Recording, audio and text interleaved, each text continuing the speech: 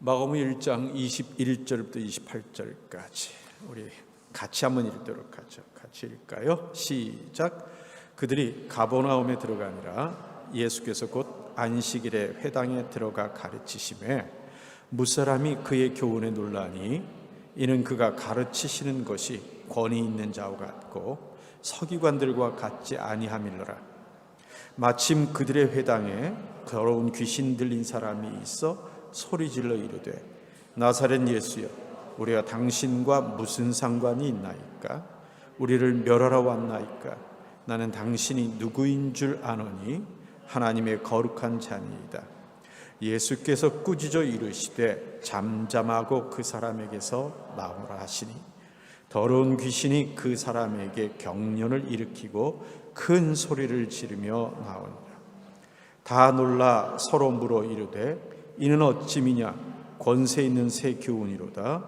더러운 귀신들에게 명한즉 순종하는도다 하더라. 예수의 소문이 곧 온 갈릴리 지방에 사방이 퍼지더라. 아멘. 아멘. 하나님께서 이 제사를 드리는 예루살렘에 있는 성전 같은 것을 다른 곳에 허락하지 않으셨어요. 오직 예루살렘에만 성전이 있도록 하셨어요. 하지만 이 이스라엘이라는 땅이 아무리 작아서 우리 경상도 하고 이렇게 강원도하고 이렇게 섞여 있는 그 조그마한 땅이라 하더라도 안식일 때마다 그곳으로 예배하러 올 수 있는 상황은 아닌 거예요. 그래서 하나님께서는 각 지역, 각 동네마다 회당이라는 것을 만들어서 제사 없는 예배를 안식일에 드리고 그곳을 통해서 사람들을 교육하도록 만드셨습니다. 이런 얘기가 있어요. 유대인들 이민자는 어느 곳에 이민하든지 10사람만 모이면 회당을 만든다고 그러네요. 중국 이민자는 어디 가든지 식당을 위해서 굴뚝을 세운대요. 그래서 어디서 굴뚝이 연기나는 곳이 있는 곳을 찾아가 보면 중국 사람이 있더라 라는 이야기들이 있어요. 한국 이민자들은 어떨까요? 한국 이민자들은 적게 살아가는 곳이라도 거기에 교회를 세우는 모습들을 한국 이민자들을 통해서 보게 됩니다. 예루살렘 북쪽에 있는 갈릴리 호수 또 갈릴리 바다라는 곳이 있습니다. 지도 한번 보시죠. 지도 한번 보면 저 북쪽에 북서쪽 약간 왼쪽에 보면 가버나움이라는 도시가 여러분들 보이게 될 겁니다. 그 가버나움이라는 도시는 이 북쪽의 다른 나라로부터 남쪽에 있는 이스라엘 나라와 연결짓는, 그리고 거기서부터 이집트까지 이어가는 교통요지로 그곳에 무역의 통로로서 세관이 있었어요. 그래서 그곳에서 그 관세를 받는 일들을 하긴 했는데, 그러다 보니까 도시가 상당히 큰 도시가 되어 있었던 거죠. 여러분, 제자들 중에 베드로, 안드레, 야고보, 요한, 그리고 세리인 마태 5명의 고향이 바로 이 가버나움입니다. 그곳에 회당이 있었어요. 이스라엘 종교 지도자들은 대개 예루살렘 성전 중심으로 움직여요. 그런데 유대 지방으로 올라가면 갈릴리 지방 사이에 이 사마리아 지역이라는 곳이 있어서 여기는 이스라엘 백성들이 이방인들보다 더 나쁘게 생각했던 사람들이 있는 땅이라 거의 지나가질 않죠. 그러니까 서로 교통이, 갈릴리와 유다가 교통으로 서로 오고 가기가 쉽지는 않습니다. 그러다 보니까 종교 지도자들은 예루살렘 중심으로 움직였고, 갈릴리 지역에는 그 종교 지도자들의 영향력이 무척 작았었어요. 그런데 그곳에 회당이 있는데, 회당에는 한 회당에 회당장이라고 하는 대표가 한 명이 있어요. 그런데 그 회당장이라는 사람이 이 안식일이 되면 예배할 적에 하나님의 말씀을 읽고 전달할 설교자를 정할 수 있는 그런 역할을 가지고 있습니다. 그러니까 이 회당장이 그 주에 누가 설교할까를 정하고 초청해서 그 사람에게 설교를 맡기는데, 그런데 지금처럼 우리가 이렇게 성경이 이렇게 돼 있으면 이렇게 각 사람이 가지고 성경을 보겠지만, 그러지 않거든요. 그러지 않고 이 성경이 두루마리로, 양피지 두루마리로 되어 있어요. 그러니까 뭐 성경 하나가 그 써서 만든 거니까 작지 않은 양이죠. 그러니까 각 회당마다 전부 성경을 갖고 있지는 않았어요. 그 두루마리 중에 몇 개 이렇게 가지고 있는 그런 곳인데, 그때 되면 회당장이 재밌게도 성경을 자기가 선택해서 그 설교하는 사람 앞에 쫙 펴놓으면 회당장이 펴놓은 그 본문을 가지고 그러니까 성경을 읽고 설교를 하는 그런 모습을, 그런 형태를 가지고 있었던 거예요. 가버나움에 예수님께서 안식일에 회당에 들어가셨을 때 아마 회당장이 예수님에게 설교를 부탁했던 것 같고, 그리고 예수님 앞에 설교를 펴놔서 예수님이 말씀을 전하게 됐습니다. 근데 그것으로 인해서 예수님이 누구신가 하는 것을 세상이 드러낼 수 있는 아주 좋은 그 기회가 되셨던 것 같아요. 마가복음 1장 22절을 우리 같이 한번 읽어볼까요? 마가복음 1장 22절입니다. 같이 읽죠. 시작. 무사람이 그의 교훈에 놀라니 이는 그가 가르치시는 것이 권위 있는 자와 같고 서기관들과 같이 아니함일러라. 예, 마가는 이 마가복음의 복음서를 통해서 로마에 있는 성도들에게 예수님이 어떤 분인가 하는 예수님의 탁월함에 대한 것으로 성경을 시작하고 싶었던 것 같아요. 오늘 말씀에 보니까 예수님이 그 말씀을 전하시는 것부터 기록을 시작하고 있거든요. 사람들이 회당에 모이게 되겠죠. 회당에 모이면 이렇게 우리가 예배하듯이 회당에서 예배 드리는 도중에 성경을 읽은 것을 듣고 설교를 듣게 될 겁니다. 그렇죠? 설교를 듣게 될 거예요.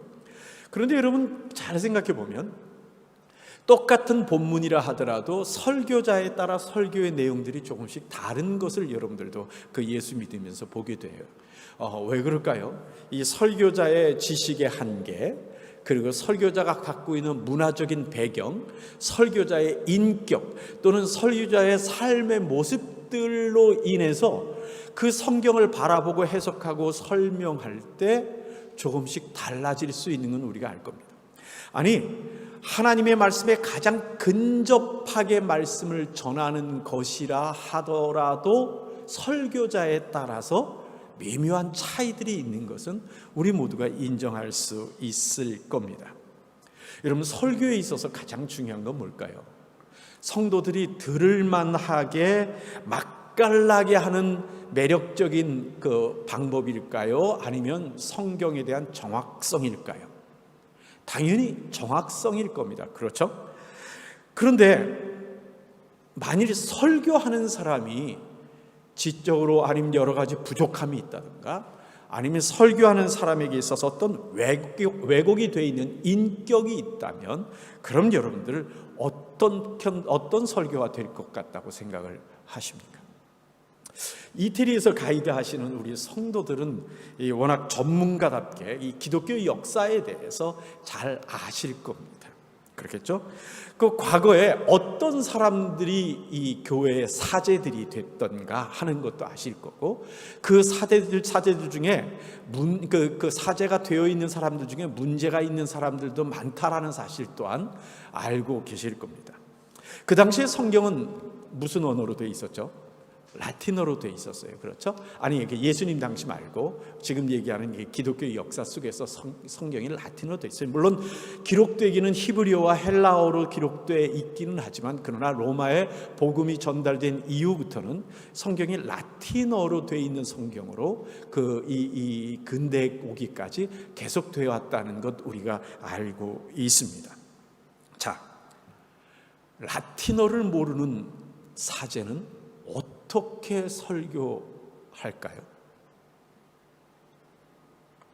또 세속에 깊이 물들어 있는, 그래서 욕심과 죄악의 삶에 물들어 있는 그런 사제들은 성경에 있는 말씀을 그대로 정확하게 설교할 수 있을까요?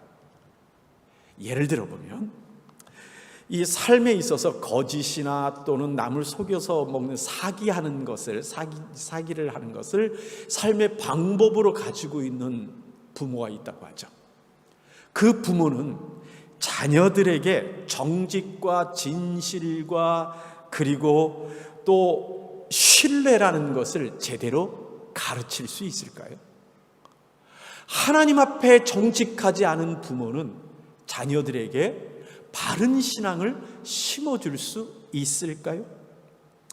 예수님 당시의 바리새인들, 서기관들, 제사장들의 모습을 우린 성경에서 조금씩 볼 수가 있습니다. 성경을 몇 구절 좀 찾아보도록 하죠. 누가복음 20장 43절부터 47절까지 우리 같이 한번 좀 읽도록 하겠습니다. 누가복음 26장 46절 47절입니다. 같이 한번 읽을까요? 시작. 긴 옷을 입고 다니는 것을 원하며 시장에서 문안받는 것과 회당의 높은 자리와 잔치의 윗자리를 좋아하는 서기관들을 삼가라. 그들은 과부의 가산을 삼키며 외식으로 길게 기도하니 그들이 더 엄중한 심판을 받으리라 하시니라. 서기관들이라 바리새인들이 그 당시에는 지금의 이렇게 서류를 대행해주고 그 다음에 법이나 세법 같은 것들을 상담해주는 역할을 하는 이런 그 직분을 가지고 있었어요.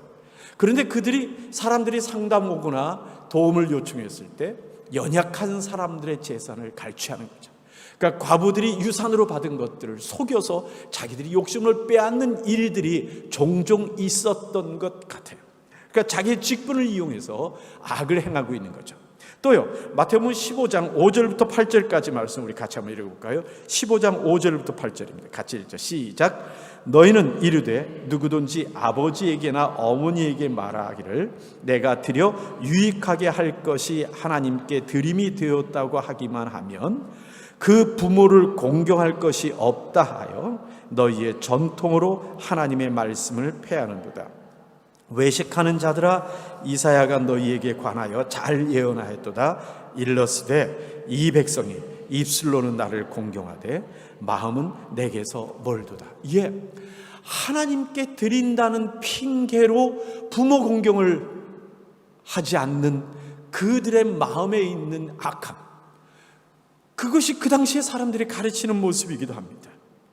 또요, 마태복음 23장 23절부터 26절까지 우리 같이 한번 읽어볼까요? 같이 읽자. 시작. 화 있을진저 외식하는 서기관들과 바리새인들이여, 너희가 박하와 회향과 근채와 11조는 드리되 율법에 더 중한 바 정의와 긍휼과 믿음은 버렸도다. 그러나 이것도 행하고 저것도 버리지 말아야 할지니라. 맹인된 인도자여, 하루살이는 걸러내고 낙타는 삼키는도다.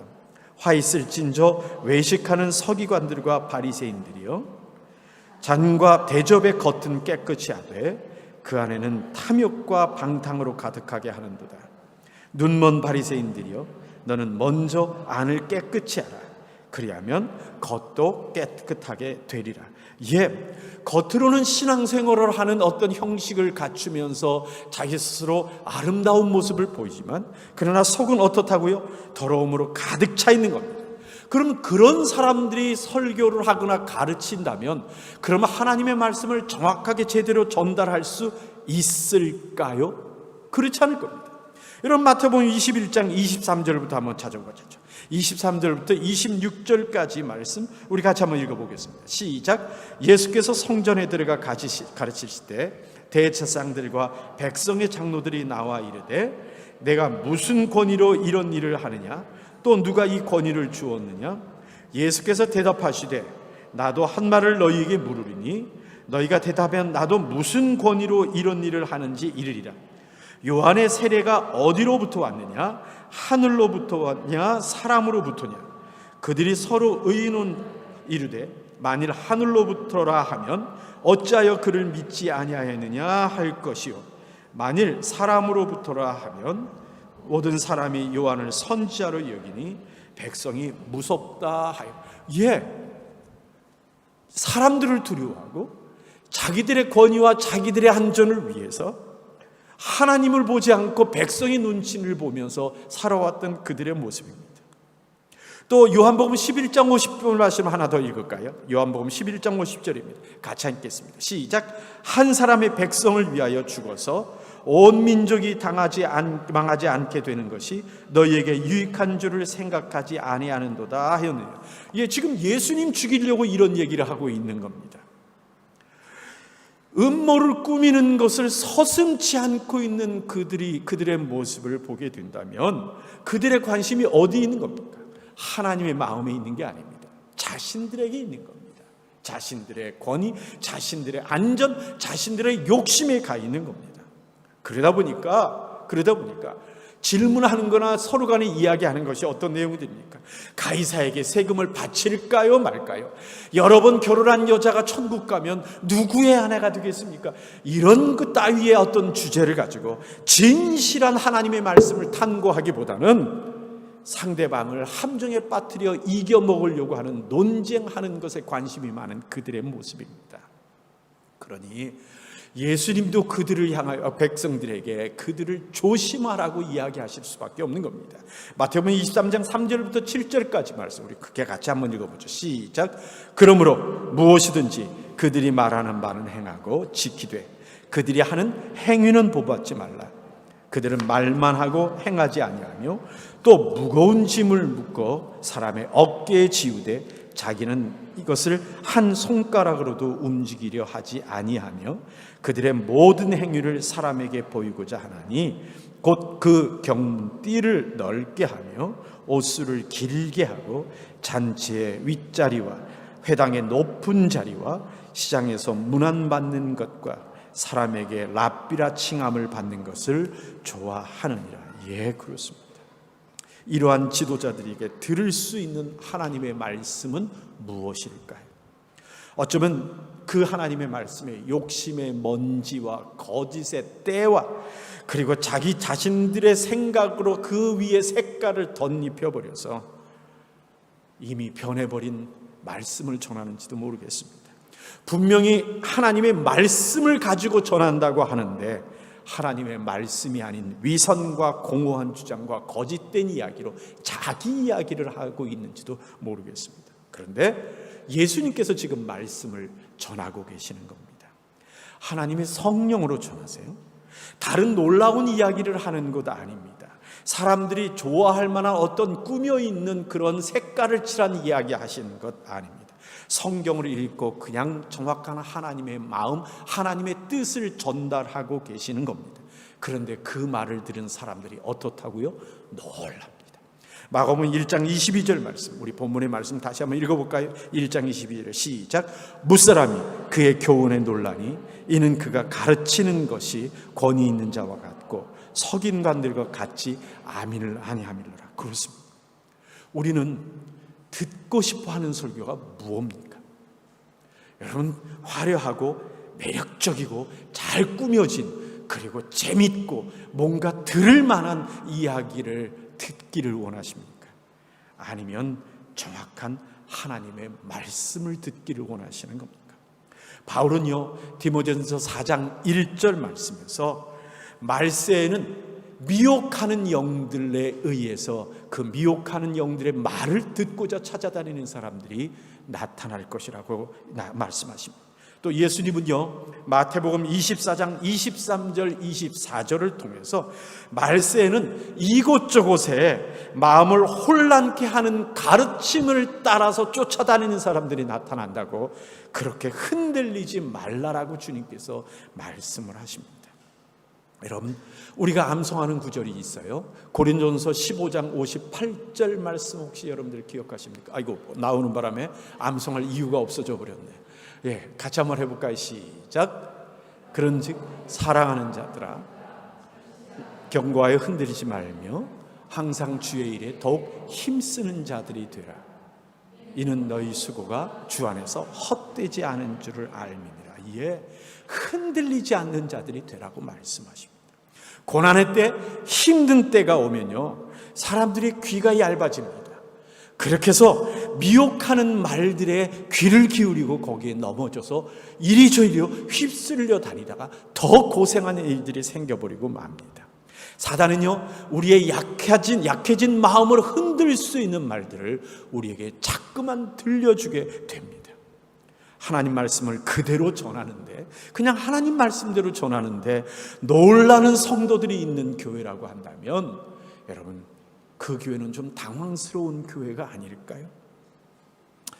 여러분, 우리 한번 생각해 봅시다. 나는 어떤 말씀에 귀를 기울이는가 하고 한번 살펴봐야 합니다.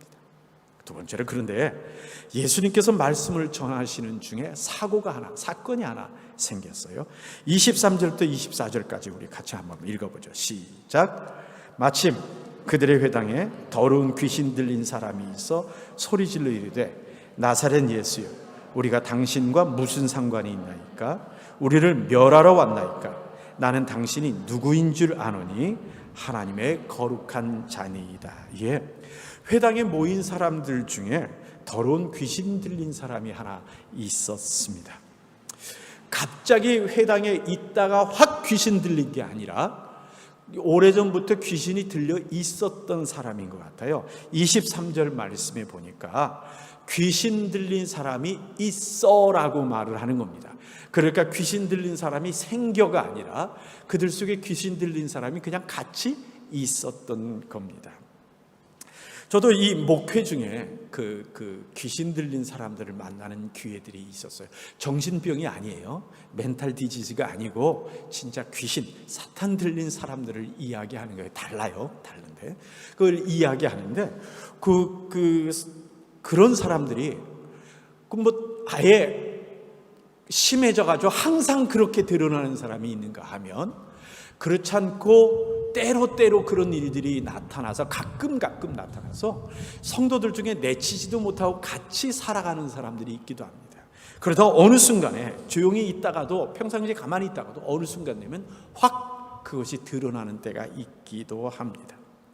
예수님께서 먼저 무슨 일을 하셨던 건 아닌 것 같아요. 누가복음 8장 29절 말씀 우리 같이 한번 읽어볼까요? 누가복음 8장 29절입니다. 같이 한번 읽어보죠. 누가복음 8장 29절 같이 한번 읽어볼까요? 같이 읽죠. 시작. 누가복음 8장 29절 안 나오나요? 예, 제가 한번 읽어볼까요? 누가복음 8장 29절입니다. 누가복음 제가 한번 읽어볼게요. 예, 누가복음 8장 29절입니다. 제가 한번 읽겠습니다. 잠깐만요. 제가 읽겠습니다. 읽습니다. 29절입니다. 이는 예수께서 이미 더러운 귀신을 명하여 그 사람에게서 나오라 하셨음이라 라는 말씀이 나옵니다. 이게 무슨 얘기냐면 예수님께서 거라사 지방 가셨을 때 얘기예요. 무덤 사이에 살던 귀신 들린 사람이 예수님이 그 배에서 내리자 쫓아와서 이제 소리를 지를 때 예수님이 아마 그 모습을 보고 그 사람을 보고 미리 귀신 보고 나오라라고 얘기하셨던 것 같아요. 그래서 이제 그 귀신이 예수님 보고 그 난리를 치는 그런 상황이 있었던 것 같은데 오늘 말씀해 보니까 가버나움에선 예수님이 그 귀신 들린 사람에게서 귀신 나오라는 얘기를 하시진 않으셨던 것 같아요. 그런데 이 사람이 예수님의 말씀을 듣는 중에 갑자기 어떤 행동을 하게 된 겁니다. 말씀을 듣는 도중에 그가 못 견뎌서 그렇게 얘기를 했는지 아니면 예수님이 말씀 전하시는 것을 방해하려고 그렇게 했는지는 몰라도 그런데 예수님 앞에 말씀 전하는 도중에 그렇게 보이는 것에 그 사탄 들린 그 귀신 들린 사람이 먼저 반응을 보이게 된 겁니다. 24절 말씀해 보니까 결국 이 말씀을 통해서 예수님이 누군가를 드러내게 되는 거예요. 그가 뭐라고 얘기했냐면 나사렛 예수여 라고 이야기를 합니다. 사단이 나사렛 예수여라고 말하는 구절이 참 독특하기는 합니다. 그것이 가버나움이에요. 나사렛이란 동네는요 가버나움에서 멀지 않은 아주 깡 시골입니다. 그러니까 나사렛이라고 얘기하면 가버나움 사는 사람들은 어디? 하고 물어보는 아무것도 보잘것없는 뭐라고 새로운 것이 나올 것이 없는 그런 동네를 이야기하는 겁니다. 그런데 예수님에 대해서 얘기할 때 이 사단이 나사렛 예수라는 말을 하는 겁니다. 이 나사렛이 얼마나 형편없는 동네인지 요한복음 1장 45절 46절 말씀에 보면 이런 말이 나타납니다. 같이 한번 읽을까요? 시작. 빌립이 나다나엘을 찾아 이르되 모세가 율법에 기록하고 여러 선지자가 기록한 그 일을 우리가 만났으니 요셉의 아들 나사렛 예수이니라. 나다나엘이 이르되 나사렛에서 무슨 선한 건이 날 수 있느냐? 빌립이 이르되 와서 보라 하니라. 예, 무슨 말을 해요? 무슨 나사렛에서 무슨 사람이 나와 볼마 이렇게 얘기하는 겁니다. 나사렛을 뭐라 그래요? 개천이라고 말하는 거죠. 그런 곳에 예수님을 이야기하는 것, 왜 그랬을까요? 혹시 사탄이 가버나움 사람들에게 예수님은 형편없는 출신이라는 것을 이야기해서 낮추려고 했던 말이 아닐까 하는 생각도 해봅니다. 예수님 말씀을 방해하는 그 사탄 들린, 그 귀신 들린 자를 향해서 예수님께서 꾸짖으십니다. 잠잠하고 그 사람에게 나오라 라고 말씀을 하시죠. 그러자 갑자기 그 사람이 경련을 일으키는데, 우리 성경 말씀은 그냥 경련을 일으켰다고 표현하지만, 그런데 그 이야기들을 보면 몸이 다치도록, 몸이 상처가 나도록, 부상을 입도록 몸부림치고, 또 성경에 보면 소리 지르다가 그 사탄이 빠져나오는 모습을 성경에 보여주게 됩니다. 여러분, 마가복음에 보면 재밌게도요, 이 사탄에 대해서 더러운 귀신이라고 표현하는 구절이 참 많이 나와요. 더러운 귀신이라고. 이 마가복음 16장밖에 안 되고, 마태복음은 28장이고, 누가복음은 24장이고, 그리고 요한복음 21장인데 훨씬 많은데도 이 더러운 귀신이란 말이 마가복음이 훨씬 많이 나옵니다. 13번이나 이런 표현들이 나타납니다. 어쩌면 의도성, 목적성이 있어서 이런 것은 아닌가 하는 생각이 들만합니다. 여러분, 이 사건을 보면서 사람들이 얼마나 놀랐을까 하는 생각을 해봅니다. 그들이 오늘 놀랐다는 표현들을 2번 사용하고 있어요. 첫 번째 뭐에 사용하고 있죠? 하나님의 말씀을 전하는 그 말씀을 듣고 놀랐다는 이야기를 해요. 2번째 뭘 갖고 놀라고 있죠? 능력을 행하시는, 사탄을 내어쫓는 예수님으로 인해서 놀란 표현들을 그들이 가지고 있는 겁니다. 결국 예수님의 소문이 갈릴리에 퍼지게 되죠. 그 결과로 또 예수님을 시기하는 사람들이 나타나는 일들이 생겨버립니다. 그런데 우리가 조금 아까 얘기했던 이 더러운 귀신이라는 말이 참 재미있는 그런 그 마가가 쓰고 있는 모습을 보게 됩니다. 오늘 말씀해 보면요, 여러분, 사단이 예수님에 대해서 하는 이야기가 있어요. 뭐라고 얘기하죠? 나는 당신이 누군 줄 아노니 하나님의 거룩한 자니이다 라는 말을 합니다. 자, 사단은 예수님에 대해서 뭐라고 얘기하냐면 하나님의 거룩한 자라고 표현합니다. 그런데 마가는 이 사단에 대해서 뭐라고 표현합니까? 더러운 귀신이라고 표현하고 있는 이 대조된 모습을 생각해 봐야 합니다. 마가가 이 성경을 기록할 때, 마가복음을 기록할 때 이 사단이 예수님에 대해서 나는 당신이 누군지 아노니 하나님의 거룩한 자니이다라고 말한 건 이미 말한 거예요. 그렇죠? 그 말한 지 30년이 지났으니 이건 변할 수 없는 거예요. 거룩한 자라고 사단은 예수님께 대해서 얘기하는데, 마가는 성경을 기록하면서 이 사단을 더러운 귀신이라고 표현하고 있습니다. 생각을 우리 해보면 왜 이런 표현을 하는가 하는 생각도 해볼 수 있는 겁니다. 예수님은 사람을 정결케 하는 분인데 사단은 사람을 더럽게 만듭니다. 무너뜨리는 자입니다. 사단은 성도들을 넘어뜨리지만 예수님은 하나님의 자녀를 세우는 사람들입니다. 그래서 귀신 들린 자, 사단 들린 자는 그의 인생이 망가지지만 예수 믿는 사람은 그의 인생이 새로워지고 놀라워진다는 사실을 우리가 보게 됩니다. 마가복음은 이렇게 가버나움에서 예수님께서 사단을 내어쫓은, 귀신 들린 자에게서 귀신을 내어쫓은 이 사건을 예수님께서 공생애를 시작하시는 첫 사역으로 기록하고 있음을 우리가 또 의미 있게 봐야 합니다. 하나님께서는 왜 이것을 마가를 통해서 첫 사건으로 기록하게 하셨을까 하는 생각을 우리가 해볼 필요가 있습니다. 하나님이 네로의 핍박의 고통을 겪는 이 로마의 성도들에게 무언가 이야기하고 싶은 것이 있는 것은 아닐까요?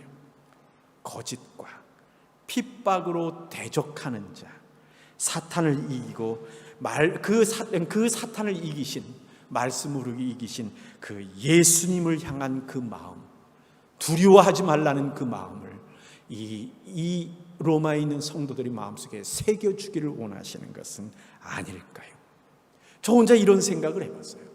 사탄에게 씌워서 귀신 들려 예수님의 말씀 전함을 방해하는 귀신 들린 자, 사탄에게 씌워서 기독교인들, 예수 믿는 사람 핍박하는 그 당시의 황제 네로, 혹시 이 두 가지를 하나님은 이어서 이 로마 성도들의 마음속에 느끼게 하기를 원하셔서 그러셨던 것은 아닐까 하는 그런 생각을 해보게 됩니다.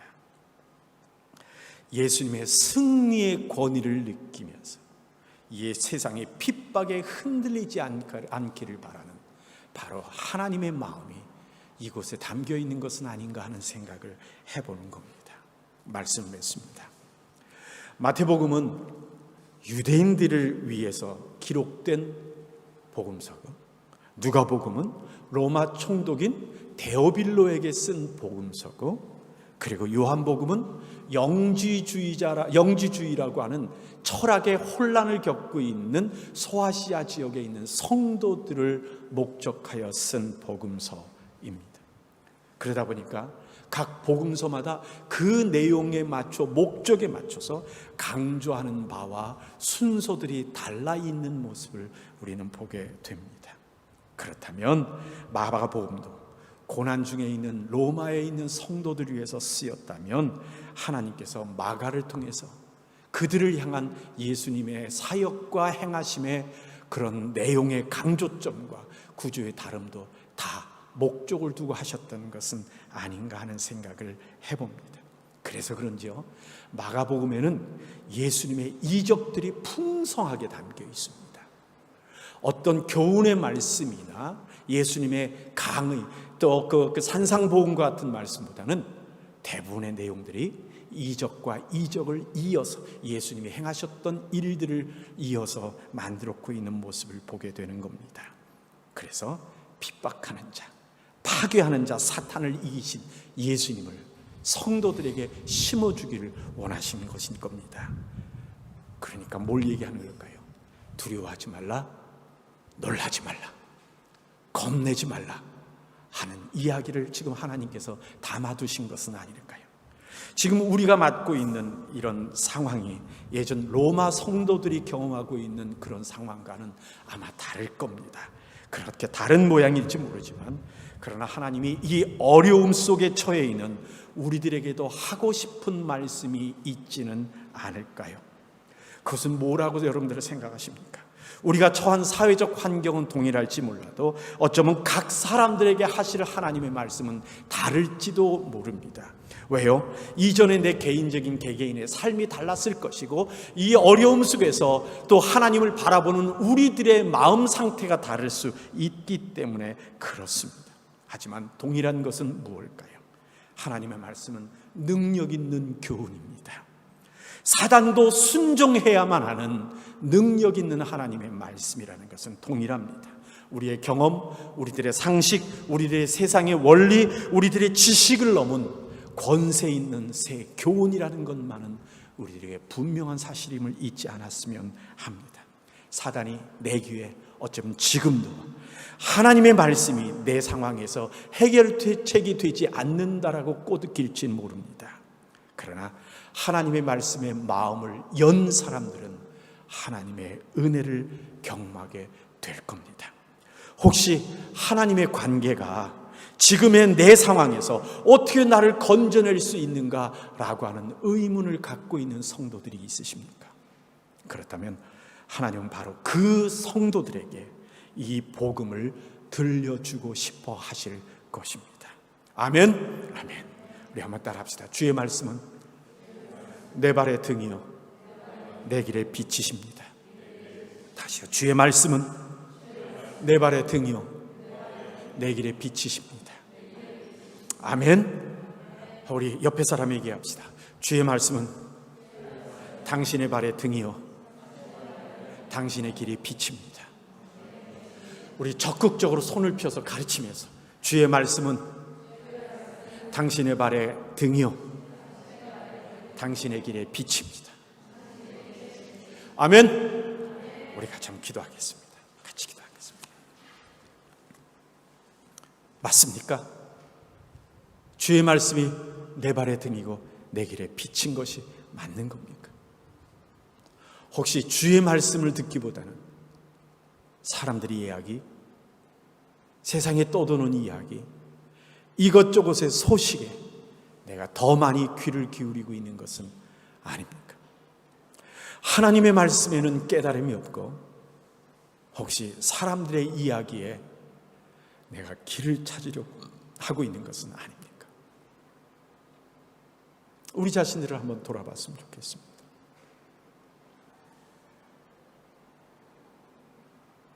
우리 하나님께 기도하면서, 하나님, 주의 말씀이 권세 있는 말씀이요, 주의 말씀이 나에게 다가온 능력의 말씀으로 다가오게 하셔서 매일매일 흔들리지 않는 말씀 위에 선 믿음 갖게 하시고, 두려워하지 않고 놀라지 않고 겁내지 않고 무너뜨리는 자 사단의 말에 귀 기울이지 않고 주의 말씀과 함께 살아가는 내가 되게 해달라고 이 시간에 우리 하나님께 기도하고, 우리뿐만 아니라 우리 성도들을 위해서도 같이 기도하는 시간 되기를 원합니다. 같이 기도하겠습니다. 아버지 하나님 감사합니다. 하나님 말씀 감사합니다. 진짜 하나님 주시는 아버지 감사합니다. 아버지 하나님 감사합니다. 흔들리지 않습니다. 하나님 주시는 말씀, 하나님 주시는 아버지 하나님 주시는 사랑을 말씀입니다. 아버지 하나님 주시는 간절히 간절히 소원합니다. 어찌해야 될 바를 주께서 하시고, 하나님 돌봐주시고, 하나님의 마음 갖게 하시고, 하나님의 아버지 하나님 아버지 주의 말씀을 기울이시고, 진정으로 주의 말씀을 함께 주의 말씀을 내 길이 빛이 되는 우리 성도들 살면서 이 언어를 넉넉히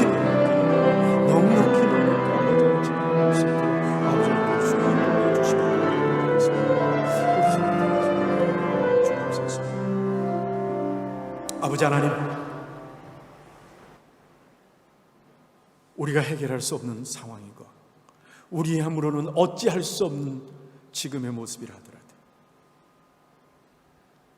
사람들은 포기한 그 귀신 들린 자를 말씀으로 물리치셨던 그 주님을 보면서 우리도 주의 말씀을 의지하고 주의 능력을 의지하는 자 되게 하나님 돌보아 주옵소서. 세상을 보지 아니하고 나를 향하여 말씀하시는 그 하나님의 나를 위한 말씀에 귀 기울이게 하나님 돌봐 주시옵시고, 주께서 나에게 무엇을 말씀하시는가를 듣는 내가 되게 하나님 돌보아 주옵소서. 그래서 주의 말씀이 내 삶의 등이 되고 빛이 되는 그 믿음을 갖게, 그 길로 가게, 선택하게 하나님 함께하여 주옵소서. 예수님 이름으로 기도하옵나이다. 아멘.